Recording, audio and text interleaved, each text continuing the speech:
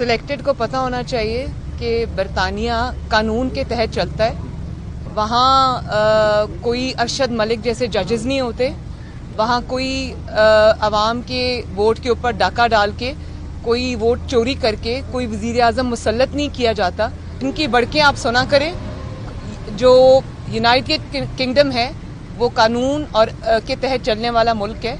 वो इस तरह की बड़कों को कुछ नहीं समझता। पाकिस्तान में जहाँ पर लोग रोटी को तरसे हुए हैं, चीनी और आटा गायब है मार्केट से और महंगाई दिन ब दिन बढ़ती जा रही है, उनकी तवज्जो सारी नवाज शरीफ के ऊपर है कि इंसान अगर बड़ी कुर्सी पे बैठ जाए उसका कद फिर भी छोटा रहता है, उसको छोटे कद को बड़ा करने के लिए बड़े लोगों के नाम लेने पड़ते हैं, इसलिए वो हर वक्त नवाज शरीफ की रट लगाए रखते हैं। इंक्वायरी करने का हक सिंध गवर्नमेंट को है, और ये चाहे जाली गवर्नमेंट ही सही, जो फेडरल गवर्नमेंट है ये जाली ही सही, लेकिन कम से कम वजीर आजम के दफ्तर में तो ये बैठे हैं। इनको अपनी इज्जत की कोई परवाह करनी चाहिए, किसी इदारे का और हक नहीं है। उनको इन्वेस्टिगेशन में शामिल ज़रूर होना चाहिए, लेकिन जो कुछ उस दिन कराची में हुआ वो रोज़े रोशन की तरह आया है, उसमें किसी इंक्वायरी की ज़रूरत नहीं है। NRO तो अब इमरान खान को ज़रूरत है NRO की, और किसी को ज़रूरत नहीं है।